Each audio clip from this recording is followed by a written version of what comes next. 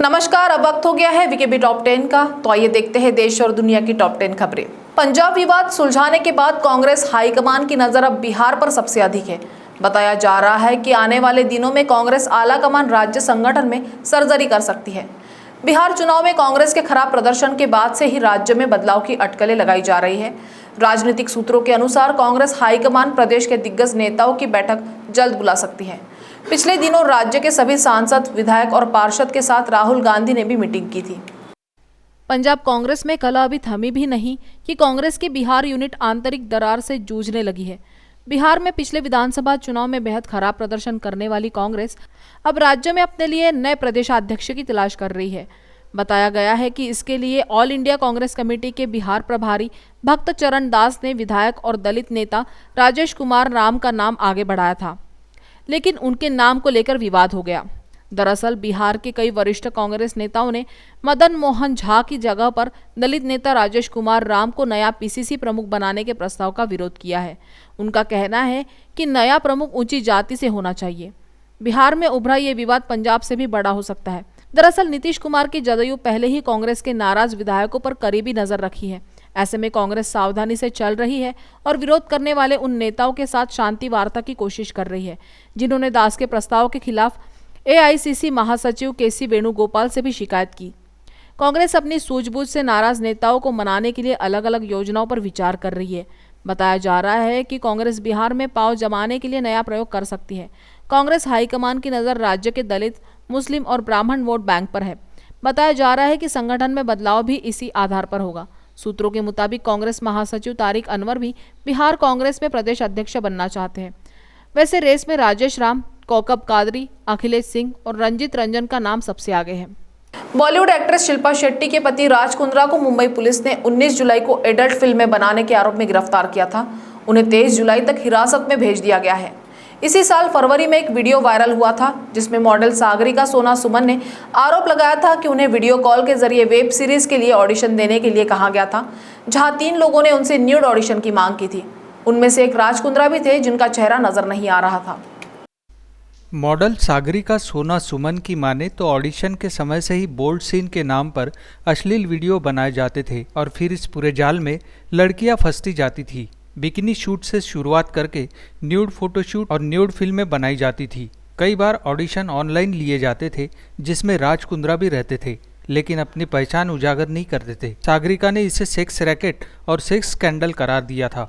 सागरिका का यह भी दावा है कि राज कुंद्रा लड़कियों को गंदी जगहों पर ले जाकर बोल्ड शूट कराते हैं। कुंद्रा की करतूत सामने आ गई है तो उनकी कमाई भी जान लीजिए। एक दिन में हॉट हिट से राज कुंद्रा और उनकी कंपनी की रोज 1 से 10 लाख रुपए तक की कमाई होती थी। हालिया रिपोर्ट्स के मुताबिक रिपू सुडान बालकृष्ण कुंद्रा उर्फ राज कुंद्रा ने यूके स्थित एक कंपनी कैनरिन प्राइवेट लिमिटेड को ऐप बेच दिया था, जिसका स्वामित्व उनके बहनोई प्रदीप बख्शी के पास था। राज ने हालांकि मुंबई से गतिविधियों को नियंत्रित कर रहे थे। क्राइम ब्रांच के मुताबिक राज कुंद्रा ने इस बिजनेस में 10 करोड़ रुपए लगाए थे। अधिकारियों ने बताया कि ये फरवरी में ही साफ हो गया था कि राज कुंद्रा की कंपनी के तार इस मामले से जुड़े हुए थे, लेकिन सीधा लिंक नहीं होने से क्राइम ब्रांच जांच में जुटी हुई थी और सबूत मिलने के बाद उन्हें गिरफ्तार किया। जांच में खुलासा हुआ कि कुछ छोटे कलाकारों को वेब सीरीज और लघु फिल्म में काम करने का मौका देने का लालच दिया जाता था। इसके बाद उन्हें ऑडिशन के नाम पर कुछ शॉट्स लिए जाते थे। इन शॉट्स में थोड़ा सा बोल्ड सीन करना पड़ेगा। वो बोल्ड की डेफिनेशन पहले सेमी न्यूड और फिर फुल न्यूड हो जाती थी। चीन के मध्य हेनान प्रांत में बारिश और बाढ़ की वजह से हुए हादसों में कम से कम 12 लोगों की मौत हुई है और करीब 2 लाख लोगों को सुरक्षित स्थानों पर पहुंचाया गया है। शहर की सड़कों पर पानी भरा हुआ है और वीडियो में गाड़ियां तैरती नजर आ रही है। वहीं सबवे टनल के जल जमाव की वजह से तालाब जैसा मंजर है। मौसम विभाग के अनुसार शहर में करीब 1000 साल में पहली बार इतनी भीषण बारिश हुई है। चीन के मध्य हेनान प्रांत में बारिश और बाढ़ की वजह से मौतों का आंकड़ा बढ़ता जा रहा है। फिलहाल करीब 2 लाख लोगों को सुरक्षित स्थानों पर पहुंचाया गया है। बारिश के चलते कई जगह पानी भर जाने के कारण शहर में ट्रैफिक ठप पड़ गया है। करीब 80 से ज्यादा बस सर्विस को सस्पेंड करना पड़ा। इसके अलावा 100 से ज्यादा के रूट डाइवर्ट किए गए। जगह जगह पानी भर जाने की वजह से सबवे सर्विस भी अस्थायी रूप से बंद कर दी गई है। बारिश का पानी शहर की लाइन 5 की सबवे सुरंग में चला गया, जिससे एक ट्रेन में कई यात्री फंस गए।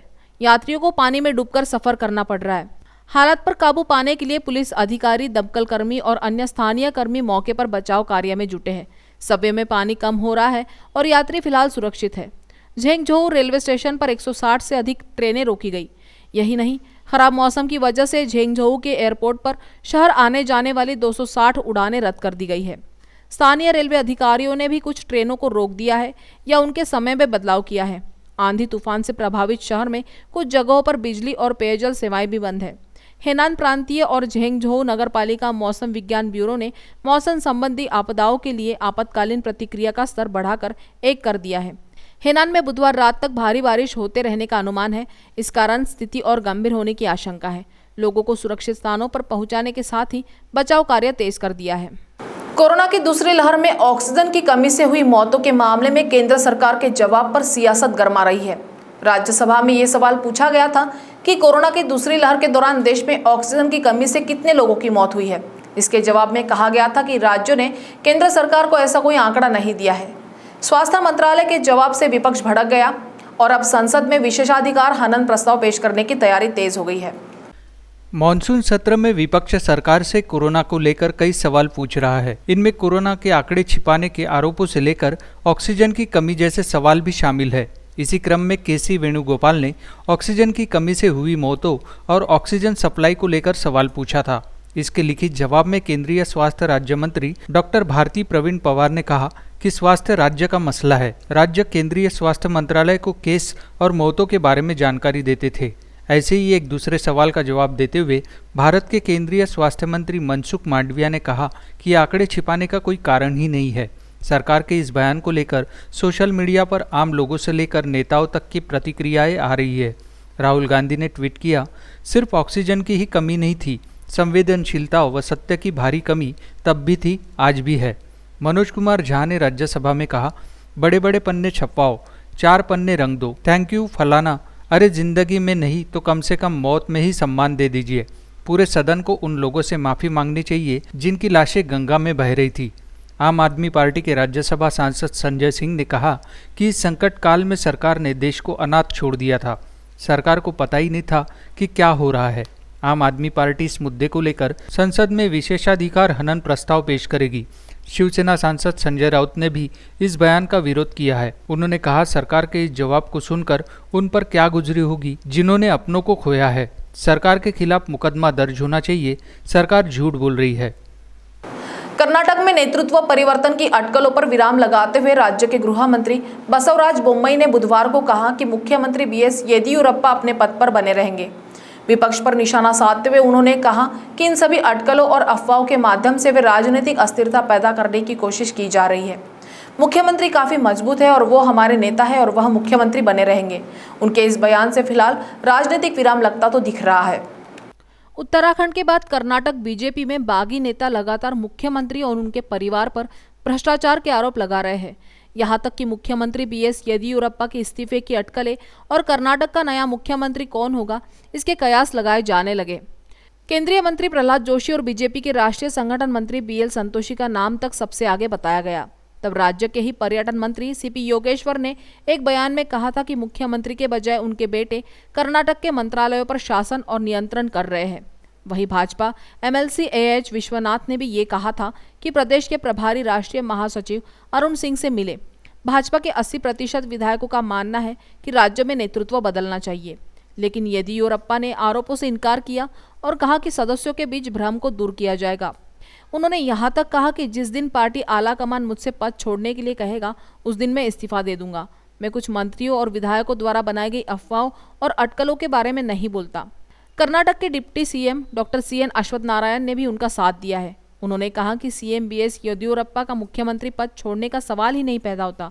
हमारे बीच ऐसी किसी बात की कोई चर्चा नहीं हो रही है जिस बयान का हवाला मीडिया में दे दिया जा रहा है। तो बता दें कि सीएम बीएस येदियुरप्पा ने बस एक बात कही कि पार्टी जो भी निर्णय लेगी वो उसका कभी भी पालन करेंगे, क्योंकि वो हमेशा से ही पार्टी के अनुशासित लोगों में से एक रहे हैं। राजस्व मंत्री और अशोक और deputy CM doctor C N Ashwath Narayan की बातों से साफ हो गया है कि कर्नाटक में बीएस येदियुरप्पा ही सीएम बने रहेंगे। वक्त हो चला है एक ब्रेक का, मिलते एक छोटे से ब्रेक के बाद। बाय। सब जानना चाहते हैं मेरा फेवरेट कलर, मेरा फेवरेट डेस्टिनेशन, मेरी फेवरेट डिश। पर कोई ये नहीं पूछता कि फेवरेट डिश मैं बनाती कैसे हूँ। अरे यार, जिसे टेस्टी खाना पसंद है वो अच्छे टेस्ट तक पहुँच ही जाता है। सुरुचि मसाले, खाने में हो रुचि तो घर लाइए सुरुचि। अपने सपनों की उड़ान भरने की इच्छा तो हर किसी की होती है, पर पंख भी तो मजबूत होने चाहिए जो देता है flywheel aviation academy. Flywheel aviation academy एक ऐसा इंस्टीट्यूट है जहां पर एयरलाइंस एंड एयरपोर्ट हॉस्पिटैलिटी और टूरिज्म मैनेजमेंट, साथ ही यहां campus interview, guidance by industry expert, practical training at airport, expert faculty, personal grooming जैसे कई सारे बेनिफिट्स आप पा सकते हैं। Flywheel aviation academy, 1 degree, 3 job opportunities. Flywheel Aviation Academy gives you a degree or diploma with a job. Flywheel Aviation Academy, 365 Gandhinagar, LAD College Square, beside Karnataka bank, Nagpur. तो break के बाद आपका स्वागत है। एक ऐसी रहस्यमय बीमारी की चपेट में सांप आ रहे हैं जो उनकी जान ले रहा है। अमेरिका के पूर्वी हिस्से में सांप दुर्लभ त्वचा रोग से संक्रमित हो रहे हैं। रिपोर्ट के मुताबिक इस बीमारी की वजह से सांप की आंखों के ऊपर धुंधला परत बन जा रहा है और उनके सिर के हिस्से का चमड़ा बुरी तरह से सूखकर पपड़ी की तरह बन जा रहा है। पूरे यूरोप और अमेरिका में 30 से ज्यादा सांपों की प्रजातियों में यह संक्रमण देखा गया है। अमेरिका के 23 राज्यों के सांप इस बीमारी से पीड़ित बताए जा रहे हैं। अमेरिकी डॉक्टर ने कहा है कि जिस दुर्लभ बीमारी की चपेट में आकर सांप मर रहे हैं वो एक तरह का स्नेक फंगल रोग है जिसे SFD के रूप में जाना जाता है। यूएस जियोलॉजिकल सर्वे के वैज्ञानिकों ने कहा कि ये बेहद दुर्लभ और रहस्यमयी बीमारी है जो सिर्फ सांपों में ही होती है।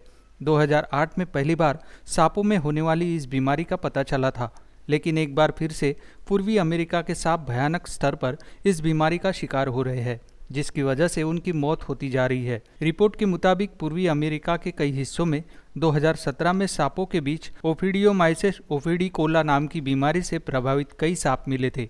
2019 में USGS नाम की एजेंसी ने लुइसियाना के वर्मिलियन पैरिश में कुछ पानी में रहने वाले सांप की तलाश की थी, जिनमें से कुछ सांपों के ऊपर अजीब तरह के घाव थे। वहीं लाइव साइंस ने पहले बताया था कि कैलिफोर्निया में भी कई ऐसे सांप देखे गए हैं जो बिल्कुल मम्मी की तरह दिखने लगे हैं। रिपोर्ट के मुताबिक संक्रमण की वजह से सांपों की त्वचा काफ़ी ज़्यादा सख्त हो जाती है और पपड़ी की तरफ फटने लगती है, जिससे तरल पदार्थ निकलने लगता है। वहीं सांपों की आंखों पर बादल की तरह परत बनने लगती है और वो कुछ देख नहीं पाते हैं। इसके साथ ही सांप को काफ़ी ज़्यादा दर्द भी होता है। वैज्ञानिकों ने कहा है कि इंसानों की बढ़ती आबादी और जंगलों के कटने की वजह से पहले से ही सांप घट रहे हैं, लेकिन इस दुर्लभ बीमारी SFD की वजह से सांपों की आबादी भयानक तरीके से घट सकती है। अफगानिस्तान में तालिबान का आतंक बढ़ता ही जा रहा है। एक बड़े भूभाग पर उसका कब्जा हो चुका है। अहम बॉर्डर पोस्ट भी तालिबान के कब्जे में है। एक तरह से तालिबान ने अफगानिस्तान सरकार को आर्थिक रूप से पंगु बना दिया है।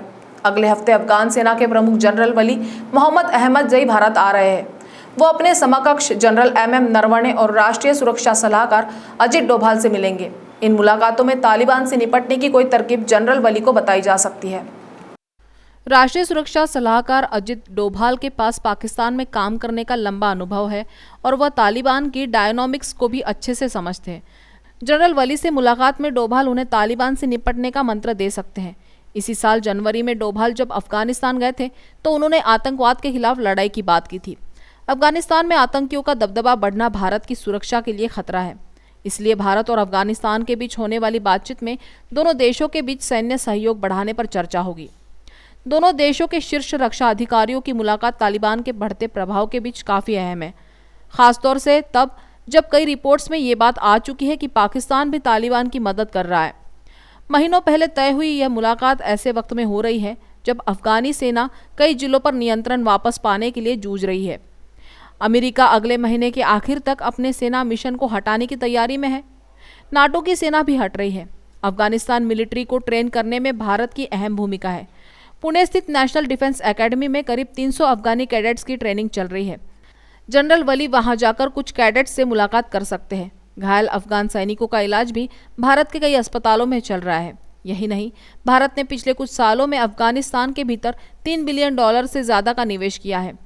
यह भी गौरतलब है कि ये दौरा ऐसे वक्त में हो रहा है जब अफगानिस्तान और पाकिस्तान के रिश्तों में तल्खी बढ़ रही है। पिछले दिनों पाकिस्तान में अफगानी राजदूत की बेटी के अपहरण ने इस तल्खी को और बढ़ाया है। महाराष्ट्र कांग्रेस अध्यक्ष नाना पटोले ने मंगलवार को दिल्ली में कांग्रेस नेता राहुल गांधी से मुलाकात के बाद एक बार फिर एकला चलो की हुंकार भरी है। राहुल से मुलाकात के बाद मीडिया से बात करते हुए नाना पटोले ने कहा कि महाराष्ट्र में आगामी महानगर पालिका और स्थानीय निकायों के चुनाव कांग्रेस बिना किसी से गठबंधन किए अकेले अपने दम पर ही लड़ेगी। कांग्रेस के वरिष्ठ नेताओं के अनुसार मीटिंग में महाराष्ट्र में कांग्रेस के संगठन को लेकर व्यापक चर्चा हुई और जल्द ही महाराष्ट्र प्रदेश कांग्रेस कार्यकारिणी की गठन का भी ऐलान किया जाएगा। महाराष्ट्र कांग्रेस अध्यक्ष नाना पटोले ने बताया कि राहुल गांधी से मुलाकात के दौरान राज्य मंत्रिमंडल में बदलाव या विस्तार को लेकर कोई चर्चा नहीं हुई, जबकि सूत्रों का कहना है कि राज्य मंत्रिमंडल के विस्तार की संभावनाएं है और इसमें बड़ा बदलाव कांग्रेस की तरफ से ही होने वाला है, क्योंकि मंत्रिमंडल के विस्तार और फेरबदल के बाद ही राज्य में महामंडलों के बंटवारा होने हैं और तीनों ही पार्टियों में महामंडलों को लेकर बेहद उत्सुकता है। मंगलवार को नाना पटोले को अचानक दिल्ली बुलाया गया। महाराष्ट्र कांग्रेस के प्रभारी एच.के. पाटिल, कांग्रेस के संगठन मंत्री के.सी. वेणुगोपाल नाना पटोले के साथ राहुल गांधी से मिलने गए। तीनों नेताओं के बीच काफी देर तक लंबी बातचीत हुई। माना जा रहा है कि नाना पटोले वरिष्ठों को यह समझाने में कामयाब रहे कि अगर स्थानीय निकाय स्तर पर कांग्रेस को अपना जनाधार बचाना और बढ़ाना है, बिना किसी के साथ गठबंधन किए लोकल बॉडी चुनाव लड़ने में ही फायदा है। पटोले यह समझाने में भी कामयाब रहे कि महाविकास आघाड़ी सरकार के तीनों दलों में अपनी अपनी पार्टी के विस्तार को लेकर कोई मतभेद नहीं है। राज्य में कांग्रेस को मजबूती और विस्तार देने की अपार संभावनाएं मौजूद है। आज भी महाराष्ट्र में कांग्रेस संगठन का ढांचा मजबूत है। नाना ने तर्क दिया कि लोकसभा और विधानसभा चुनावों में अभी बहुत वक्त है, उस बारे में कांग्रेस आलाकमान को जो फैसला लेना हो तब ले, लेकिन स्थानीय निकाय चुनाव में गठबंधन से बचे। नाना के अनुसार राहुल गांधी जल्द ही महाराष्ट्र के दौरे पर आने वाले हैं और मुंबई, नागपुर, औरंगाबाद में राहुल गांधी की रैलियां आयोजित की जाएगी। भारतीय नौसेना के साथ अभ्यास के लिए ब्रिटेन से क्वीन एलिजाबेथ स्ट्राइक ग्रुप की एंट्री हो गई है। दोनों सेनाएं सालाना कोकन अभ्यास में हिस्सा लेगी। क्वाड और हिंद प्रशांत महासागर के लिहाज से भी सेनाओं का ये कदम काफी अहम है। भारत के अलावा महासागर में ब्रिटेन का ये समूह जापान, दक्षिण कोरिया, न्यूजीलैंड और ऑस्ट्रेलिया की नौसेनाओं के साथ भी अभ्यास करेगा। अनुमान है कि भारत के साथ यह अभ्यास बंगाल की खाड़ी में होगा। इसके बाद समूह साउथ चाइना सी का रुख करेगा। भारतीय नौसेना के साथ अभ्यास के लिए ब्रिटेन से queen Elizabeth strike group Dastak दे चुकी है। रिपोर्ट के अनुसार 22-23 जुलाई को होने वाले इस अभ्यास में 12 युद्धपोत, 30 से ज्यादा लड़ाकू विमान, 2 पनडुब्बियां और 4500 से ज्यादा जवान भाग लेंगे। खास बात यह है कि एलिजाबेथ CSG पहली बार F-35B लड़ाकों के साथ समुद्री यात्रा पर निकला है। इन प्रयासों के जरिए ब्रिटेन ने हिंद प्रशांत महासागर में अपने 2 गश्ती नौकाओं को स्थायी रूप से तैनात करने का फैसला किया है। यूके ने ये कदम इसलिए उठाया है ताकि समुद्र में नेविगेशन और कानून के शासन को सुनिश्चित किया जा सके। हिंद प्रशांत महासागर में अपनी यात्रा पूरी करने के बाद एलिजाबेथ CSG भारतीय सेना की तीनों सेवाओं के साथ अरब सागर में गोवा के तट पर अभ्यास करेगा। कारवार बंदरगाह पर यह अभ्यास 21 से 23 अक्टूबर के बीच होंगे। साथ ही CSG एलिजाबेथ कारवार और मुंबई के बंदरगाहों पर भारतीय सेना के शीर्ष अधिकारियों के साथ पहुंचेगी। जापान के सामने भी अपनी सैन्य क्षमताओं और क्वाड और अन्य साथियों के साथ गहरे सैन्य सहयोग की जरूरत ऐसे समय में आई है जब चीन देश के शीर्ष खतरे के रूप में सामने आया है। अपने समुद्री दौरे पर एलिजाबेथ CSG जापान की मेरीटाइम फोर्सेस के साथ अभ्यास करेगा। ब्रिटेन ने इस HMS क्वीन एलिजाबेथ और इसके टास्क फोर्स की इस पहली यात्रा को 2 दशकों की सबसे महत्वाकांक्षी नौसैन्य तैनाती बताया था। कहा जा रहा है कि युद्धपोत साउथ चाइना सी में भी अमेरिकी नौसेना और जापान की मेरीटाइम सेल्फ डिफेंस फोर्स के साथ अभ्यास करेगा। निसंदेह इस अभ्यास से चीन और पाकिस्तान की सांस हलक में अटक गई है। अभी तक किसी भी प्रकार का बयान इन देशों की ओर से नहीं आया है। वर्ष 2032 के ओलंपिक खेल ब्रिस्बेन में होंगे। वोटिंग के बाद आधिकारिक तौर पर यह घोषणा की गई। ऑस्ट्रेलिया इससे पहले साल 1956 में मेलबर्न और 2000 में सिडनी में ओलंपिक खेलों की मेजबानी कर चुका है। परिणाम के अनुसार 80 वोटिंग कार्ड वितरित किए गए। 77 वैध वोट थे। बहुमत के लिए 39 वोट की जरूरत थी, जबकि ब्रिस्बेन के पक्ष में 72 लोगों ने हाँ कहा और 5 लोगों ने नहीं के पक्ष में वोट किया। साल 2024 में ओलंपिक खेल पेरिस में और 2028 में लॉस एंजलिस में आयोजित होंगे। साल 2032 के ओलंपिक ऑस्ट्रेलिया के ब्रिस्बेन शहर में होंगे। इंटरनेशनल ओलंपिक कमेटी ने बुधवार को आधिकारिक तौर पर ब्रिस्बेन को चुन लिया है। ब्रिस्बेन, मेलबर्न और सिडनी के बाद ओलंपिक की मेजबानी करने वाला ऑस्ट्रेलिया का तीसरा शहर है। साल 2024 में ओलंपिक खेल पेरिस में और 2028 में लॉस एंजल्स में आयोजित होंगे। टोक्यो ओलंपिक 2020 शुक्रवार से शुरू होने जा रहे हैं। ऑस्ट्रेलिया के इस शहर को फरवरी में मेजबानी की दौड़ में तेजी से आगे किया गया था, जब आईओसी ने इसे प्राथमिकता वाला दावेदार करार दिया था। ब्रिस्बेन की बोली की अगुवाई आईओसी के उपाध्यक्ष जॉन कोएट्स ने की। आईओसी के अध्यक्ष थॉमस बॉक ने टोक्यो में वोटिंग के बाद कहा, इंटरनेशनल ओलंपिक कमेटी को ये ऐलान करने का सम्मान मिल रहा है कि 35वें ओलंपियाड के खेल की मेजबानी ब्रिस्बेन ऑस्ट्रेलिया को दी गई है।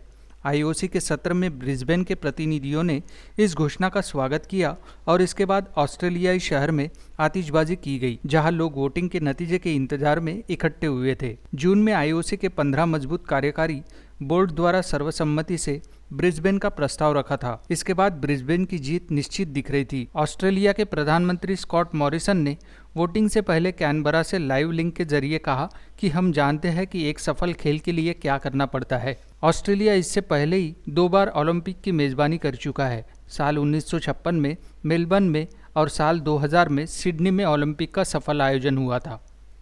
तो टॉप 10 के खबरों के साथ आज इतना ही। आपसे कल फिर मुलाकात होगी, तब तक बने रहिए वीकेबी न्यूज़ के साथ। नमस्कार।